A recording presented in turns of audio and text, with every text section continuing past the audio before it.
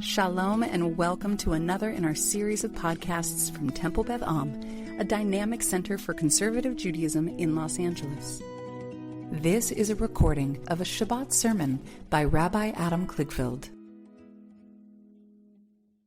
I'm struggling to breathe, my lungs caught between the shattered pieces, my heart cleaved. There is something ancient, something deeply Jewish about living in this space where joy and sorrow intertwine. These are words that Sarah Tuttle Singer wrote on Facebook on Friday. Sarah was raised in the LA area. She's been living in Israel for many years.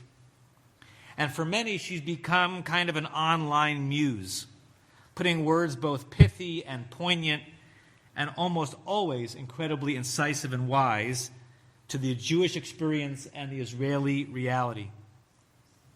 She speaks to the mundane about random conversations with taxi drivers, and she speaks to the profound about hostage releases.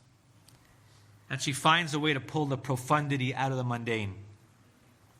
And these words that she wrote were in anticipation of the very release of hostages that happened just a few hours ago.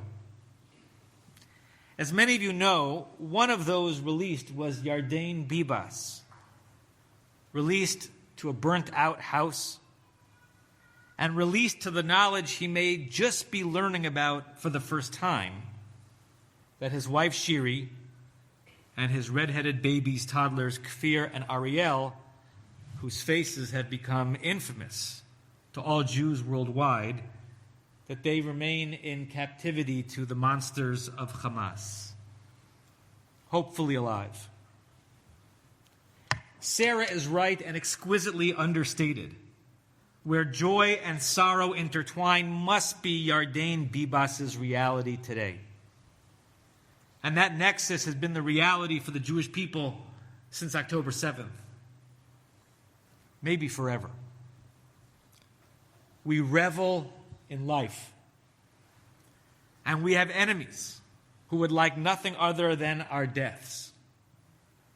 How does one create reality and meaning between those two poles?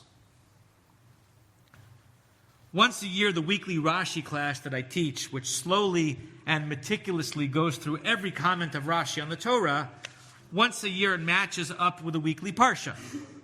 We've been studying Parshat Bo on Wednesday mornings for about a year. It usually takes us about 18 months to get through a Parsha.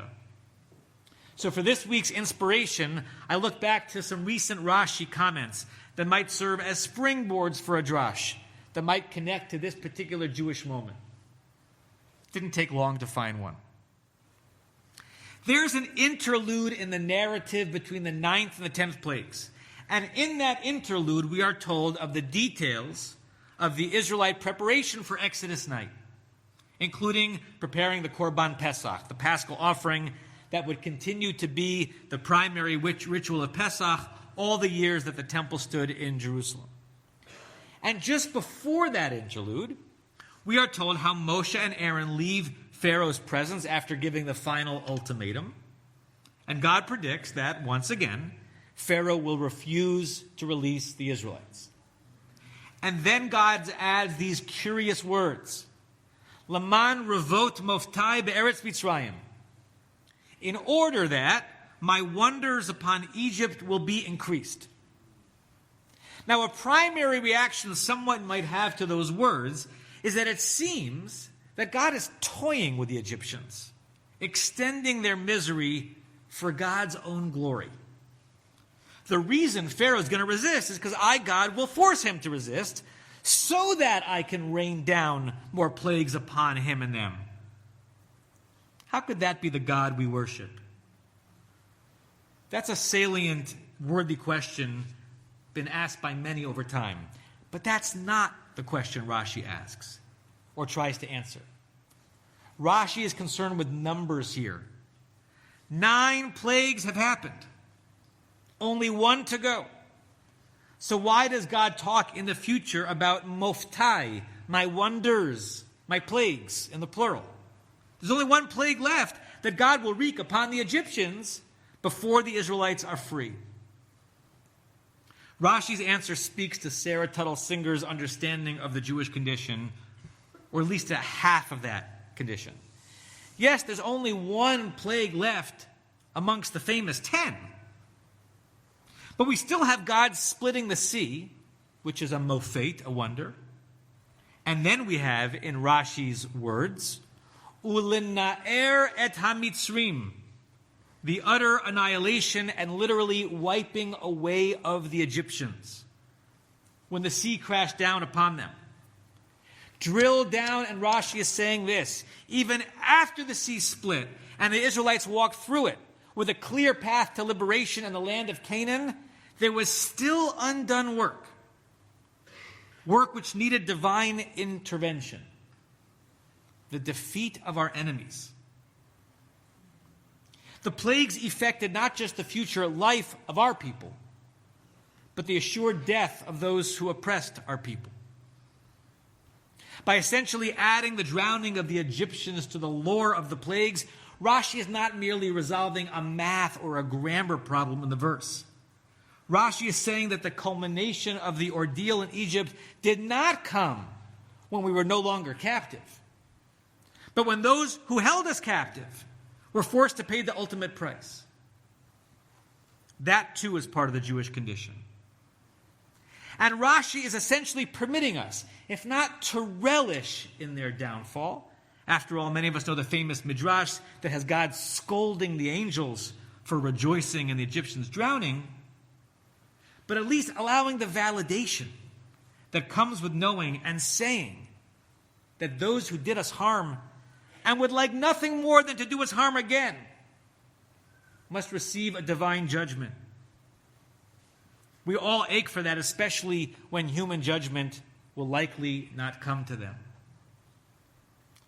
Many of us are stuck in this as we see trickles of beleaguered Israeli and also Thai hostages released to their families, walking through the split sea, as it were. And then we see hordes of terrorists with blood on their hands, including for many of us blood of those that we knew and loved, released back to society with free reign to do it again.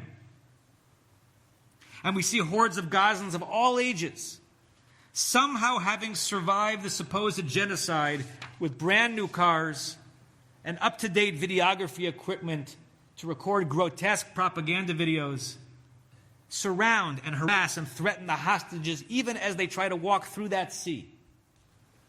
A sea that God seems to have no ability to miraculously split. All while repeating the hateful chants that include death to the Jews, which many, of course, still say just means they are anti-Zionist or anti-Netanyahu. Nothing to see here. Many of us wish for a 12th plague and are grateful to Rashi for intuiting the Jewish need for that satisfaction, even in fantasy. What Sarah is getting at, and what Rashi nodded towards, was articulated concisely and memorably by the great Rabbi David Hartman when he spoke about two basic Jewish paradigms. One of them he called Auschwitz, by which he means not just a death camp, but Auschwitz as an idea. Auschwitz representing that, yes, they, whoever they are, there are too many of them, want us dead. Auschwitz as a paradigm representing Pharaoh and Amalek and Rome and the Inquisition and the Shoah and fanatical Islamic death cults. Auschwitz representing the notion that it was not just the end of the camps and the suffering in 1945 that we prayed to God for, but also the utter defeat of the Nazis. That too needed to happen for the Jews to feel that they were not just post-10th plague, but post-12th plague.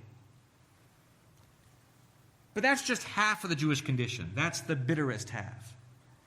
The other half, Rabbi Hartman named Sinai, representing not just a mountain and a revelation and a law code, but representing life and meaning and purpose, representing that which Jews were and are adamant to be the focus of the Jewish experience, the very thing we would return to once we were released from slavery and imprisonment, and to which we actually remain committed even in the ghettos and even in the camps, and even in the flesh pots of Egypt. The other half of our people's realm is even hinted at within Parshat Bo, in a wondrous juxtaposition. Right after this verse about increasing God's wonders, we have that interlude that I mentioned before. And it begins with our being introduced to the lunar calendar as our anchor in time. It's really fascinating.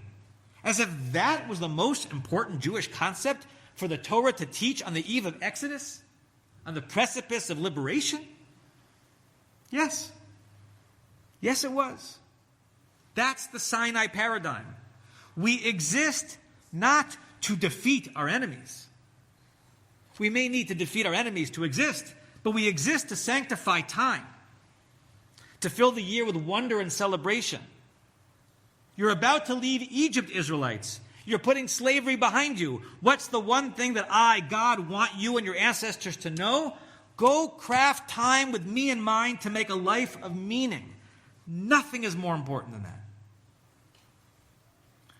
I'm feeling that powerfully as I'm in my second month of mourning for my father. And the brilliance of Kaddish both thunders in my consciousness at moments and also sometimes is released little by little, as in drip irrigation, an Israeli invention. Recently, I've been hearing the Kaddish and the obligation to say it whisper the following to me. We cannot defeat death, so we sanctify time around it, after it. If death is Auschwitz paradigm, then Kaddish is Sinai paradigm. Gather with fellow Jews. Dedicate more time in your day and week than before to moments of the soul. Praise God. It's for that reason you were created. Dr. Yisrael Eldad, who on our family tree was my maternal grandmother's first cousin, but with whom I had a very dear relationship, was the Zionist patriarch of our family. I've quoted him many times from this bima. His great-grandchildren and my children are fourth cousins, and they know each other quite well, as though those relationships are very important. I and Lev were just at the bat mitzvah of one of them in Jerusalem in December. He was a polymath scholar, Dr. Eldad, of philosophy, of history, and of our sacred texts. And though he was never ordained as a rabbi, he was trained as if he could have been. He has a fascinating read on the binding of Isaac, which for him foretells the lachrymose centuries of Jewish life that follow the biblical narratives. He says that we conveniently like to tell the story that Isaac was to be sacrificed, but was saved when the angel stayed Abraham's hand, and instead a ram that was caught in the thicket was put on the altar. So Isaac went free. The ram paid the price. But Eldad says that would not be fair or symmetrical, even to the internal logic of the story.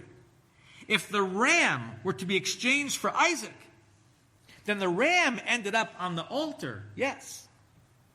But Isaac ended up where the ram had been, in the thicket, basvach, enmeshed, entrapped, struggling to be free. Our people's predicament was sealed then in some primordial way, he says.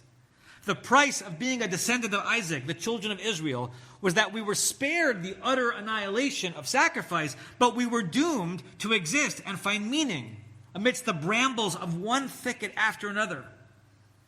Whether imposed by the Assyrians or the Babylonians or Haman or Antiochus or the Crusaders or the Inquisitors or the Chelmnitskys or the Cossacks, Hitler, Assad, Arafat, Hamas, depraved college protesters, biased media, insane moral mathematics around exchanges of babies for murderers, toddlers for terrorists. We're in the thicket, but we are alive. We are people at Auschwitz who know the Nazis and their like must be defeated. It's okay to pray for that. And for Israel, the nation state, to try to bring it about. But we are people of Sinai, unable to form words that convey our joy that Yardain Bibas walks free today. Laden down with immeasurable grief that he does not yet know the fate of his wife and children. They are still in Auschwitz. But he gets to rejoin the pilgrimage to Sinai in the land of Israel, the land of his people, the land of our people. Sarah Tuttle Singer ended her post this way, describing the state of our hearts after another long-awaited but wrenching and incomplete hostage release.